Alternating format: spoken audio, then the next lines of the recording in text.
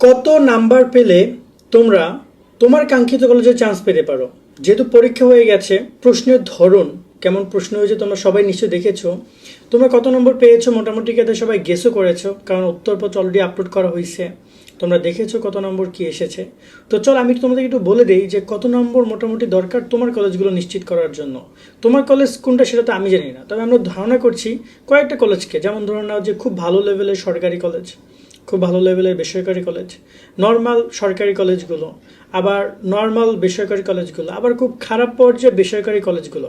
কারণ নর্মাল খুব খারাপ সরকারি কলেজ নাই, সরকারি যে কটা কলেজ আছে 200-র মতো সবগুলোই মোটামুটি ভালো, আর কিছু আছে খুবই নাম করা। তো আমরা একটু আলোচনা করি। এখানে পরীক্ষা অলরেডি তোমরা দিয়েছো, পরীক্ষার প্রশ্ন নিয়ে যদি কথা বলি, অবশ্যই পরীক্ষা প্রশ্ন কঠিন হয়েছে। বিশেষ করে ইংলিশ পার্টটা বেশ ভালো টাফ হয়েছে। সাধারণ জ্ঞানও মিনিমাম 5 থেকে 6টা কোশ্চেন একটু এদিক ওদিক থেকে এসছে, কনফিউজিং অনেক অ্যান্সার ছিল। আবার অনেক দেখা যায় যে তোমাদের ইন্টারন্যাশনাল টপিক থেকে এমসিকিউ আসছে, যেটা আসার কথা ছিল না। ইন্টারন্যাশনাল থেকে টপিক আসলে কী করা উচিত ছিল, যে বাংলাদেশ থেকে 10টা, ইন্টারন্যাশনাল থেকে 10টা, এরকমের। কিন্তু 2টা করে ইন্টারন্যাশনাল টপিক থেকে এমসিকিউ দিয়েছে। ওকে, আর বাংলা নিয়ে যদি কথা বলি, বাংলাতে এমন কোনো খুব টাফ কোশ্চেন ছিল না। আর গ্রুপ সাবজেক্টও মোটামুটি ছিল, বিশেষ করে সায়েন্সের সাবজেক্টগুলোতে একটু কনফিউজিং প্রশ্ন ছিল। খুব বেশি এইচএসসি থেকে আসে না, খুব বেসিক লেভেলের কোশ্চেনগুলো এসেছে, দেখা যায় যে এর আগের বইগুলো থেকে। তো সব মিলিয়ে মোটামুটি দেয় আমরা দেখি অন অ্যাভারেজ 60, 50, 60 সবাই কম বেশি পাবে। মানে পাশ করার থেকে ভালো রেজাল্ট করবে, 50 থেকে 60 অন অ্যাভারেজ সবাই পাবে। আর যারা খুবই ভালো এক্সাম দিয়েছে ওরা 70, 80 পর্যন্ত পেতে পারে। 85, বা আমার মনে হয় যে খুব বেশি 85, 90 যাবে না, খুব কয়েকজন শিক্ষার্থী পেতে পারে। সো এখন যদি কথা বলি যে এই জায়গায় যে পরীক্ষা যদি একটা অ্যাভারেজ পরীক্ষা হয়েছে, খুব ভালো প্রশ্নের পরীক্ষা হয় নাই যে একদম সবাই গড়ে পাত্তায় 70, 80 পাইছে, আবার খুব খারাপ প্রশ্ন পরীক্ষা হয় নাই যে একদম সবাই ফেল, এমনটাও না। সো এই জায়গায় যদি আমরা কথা বলি পরীক্ষার প্রশ্ন নিয়ে, প্রশ্নটা গেল, এবার আমরা কথা বলি কোন কলেজ কেমন লাগতে পারে। প্রথমত আগে আমরা খুব ভালো সরকারি কলেজগুলোর সম্পর্কে একটু আগে জানি। এখানে একটা গুরুত্বপূর্ণ বিষয় হচ্ছে যাদের রেজাল্ট খারাপ তাদের জন্য আশাবাদী কিছু পয়েন্ট আছে এখানে। যে সকল কলেজ খুবই ভালো, খুবই ভালো, মানে আমি যদি একটু চোখ বন্ধ করে কয়েকটা কলেজের নাম বলতে চাই চারপাশ ঘুরিয়ে, আনন্দবন আছে ময়মনসিংহে, রাজশাহীতে আছে রাজশাহী কলেজ, সিলেটে আছে এমসি কলেজ, তারপরে গুরুদয়াল আছে, ভাওয়াল আছে, তারপর তোমার যে টঙ্গী সরকারি কলেজ আছে, তারপর যদি বলি রংপুরে কারমাইকেল, তারপর হচ্ছে তোমার নীলফামারী সরকারি কলেজ সহ এই পাশে বগুড়াতে আজিজুল হক নিউ ডিগ্রি আছে তোমার রাজশাহীতে, খুলনায় বিএল কলেজ, বরিশালে বিএম কলেজ, ফরিদপুরে রাজেন্দ্র কলেজ, তারপর হচ্ছে যদি বলি তোমার আর কোথায় রয়েছে, আর চট্টগ্রামের দিকে যদি কথা বলি Chittagong college, Mohsin college, Comilla Victoria college, এই যে একদম টপ লেভেলের কলেজ আরও অনেকগুলো আছে, রাইট না আমি নাম বলে গেছি। তো এই ধরনের যে কলেজগুলো রয়েছে এই কলেজগুলোতে যারা অ্যাপ্লাই করেছো তারা আর কোনো দিকে তাকানোর সুযোগ নেই। প্রশ্ন ভালো হয়েছে না খারাপ হয়েছে এটা ওখানে খুব বেশি ম্যাটার করবে না, কারণ ওখানে আবেদনই অনেক বেশি পড়েছে। তো সেই পরিপ্রেক্ষিতে মিনিমাম 170, 60 এরকম নাম্বার যদি তোমার থাকে 200 নম্বরের মধ্যে, তাহলে তুমি আশা রাখতে পারো। এবং যদি সাবজেক্ট বুঝে শুনে অ্যাপ্লাই করতে পারো তাহলে তুমি আশা রাখতে পারো চান্স পাওয়ার জন্য। 160+ তোমাকে রাখতে হবে ওখানে।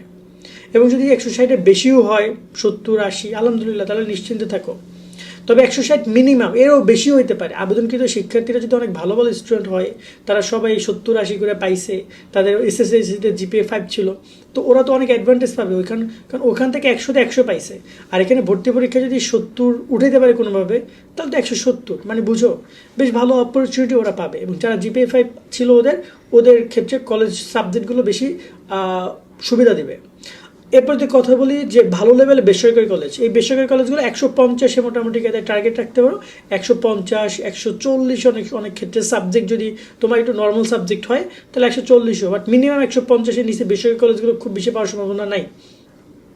আমি যেটা বলতে চাই, ঢাকা রয়েছে তেজগাঁও কলেজ, তারপর হচ্ছে তোমরা এই পাশে সিটি কলেজ, আর অনেকগুলো সুন্দর সুন্দর কলেজ আছে, লালমাটিয়া মহিলা কলেজ, আরও বেশ কিছু কলেজ আছে যেগুলো খুব ভালো কলেজ। ঢাকার মধ্যে বেসরকারি কলেজ সহ আরও বিভিন্ন পর্যায়ে বেসরকারি কলেজ আছে যেখানে আসন সংখ্যা সীমিত, স্টুডেন্টের আবেদন অনেক বেশি।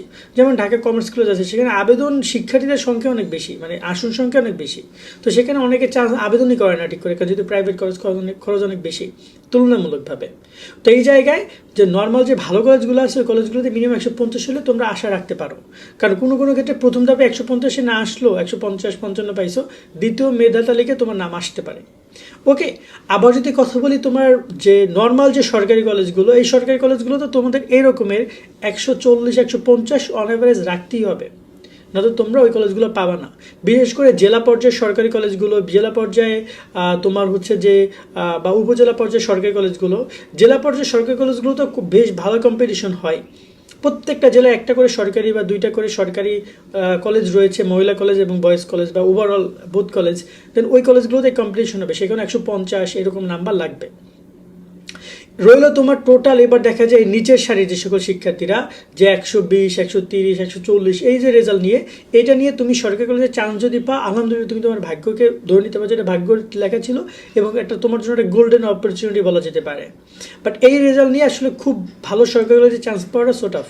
130 140 120 এই রেজাল্টের কথা বলছে।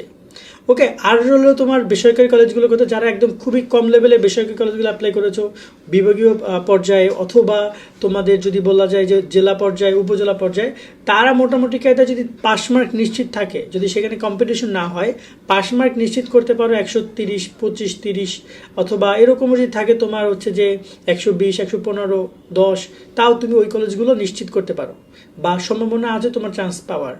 আর এরপরও যারা একদমই রেজাল্ট খারাপ করেছো, 100 নিচে চলে যাচ্ছ যাদের রেজাল্ট, তারা মোটামুটি কায়দায় প্রথম ধাপে খুব বেশি সুযোগ নেয় কলেজ পাওয়ার। কলেজ আসতে পারে যদি তুমি একদমই খারাপ কলেজগুলোতে অ্যাপ্লাই করে থাকো, যেখানে কোনো কম্পিটিশনই নাই, আবেদন স্টুডেন্ট আছে, আসন আছে 1000 বা 100, অ্যাপ্লাই করছে মাত্র 20 জন, তাহলে তোমাকে অবশ্যই তারা নিবে, সেটা একটা আলাদা মাসলা।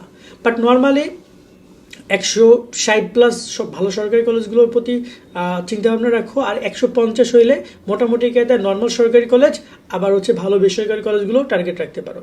আর এর নিচে যে নাম্বারটা রয়েছে 100 থেকে 150, এর মধ্যে দেখা যায় অন অ্যাভারেজ সরকারি কলেজগুলো পাওয়া টাফ, বা যদি পেয়ে যাও জেলা পর্যায়ে উপজেলা পর্যায়ে তাহলে তো আলহামদুলিল্লাহ, আর নয়তো তুমি মোটামুটি কায়দায় বেসরকারি কলেজগুলো পাবা, শিওর থাকো। আর যাদের এই রেজাল্টটা রয়েছে, তারা যদি প্রথম ধাপে কলেজে আবেদনের ক্ষেত্রে তুমি হয়তো ভালো কুপুটো কলেজে অ্যাপ্লাই করেছো, বাট তোমার রেজাল্ট দেখা যায় 120-এর মতো আসছে টোটাল বা 130, সেই ক্ষেত্রে তোমরা কিন্তু অপেক্ষা করো, রিলিজ স্লিপে তোমরা আবার গিয়ে তোমার পছন্দ মতো কলেজে অ্যাপ্লাই করবা। এর আগের একটা ভিডিওতে আমরা ডিসকাশন করছিলাম রেজাল্টের সমতাটা, মানে তোমার রেজাল্ট যে এটা এসেছে সেই অনুযায়ী কলেজগুলো চয়েস করবা। এমন এমন কলেজ তুমি রেজাল্ট নিয়ে চয়েস করো না যেটা তোমার জন্য স্বপ্ন। তুমি 120 নিয়ে কখনোই আজিজুল হক চয়েস করতে পারো না, হয়তো অ্যাপ্লাই করতে পারছো বাট চয়েস করতে পারো, করলা চয়েস, তাও তোমাকে আসবে না। তুমি 120 নিয়ে চট্টগ্রাম কলেজে অ্যাপ্লাই করতে পারো না, তুমি 120 নিয়ে বিএম কলেজে অ্যাপ্লাই করতে পারো না। বিষয়টা বুঝতে পারছো? সো এইভাবে তোমাকে চিন্তা ভাবনা করতে হবে। করতে পারবে, কিন্তু তারা তোমাকে নেবে না, শুধু শুধু লিস্ট ভরে তো লাভ নেই। তো রিলিজ স্লিপে একাধিক কলেজে অ্যাপ্লাই করতে পারবে। রিলিজ স্লিপে পুরো মাসলা আমরা আমাদের ইউটিউব চ্যানেল এবং এই যে honours information Shovon study Facebook page আমরা ক্লিয়ার করবো। আজকের মতো আমরা এখানে বিদায় নিচ্ছি। সকালে অনেক ভালো থাকবে। আল্লাহ হাফেজ।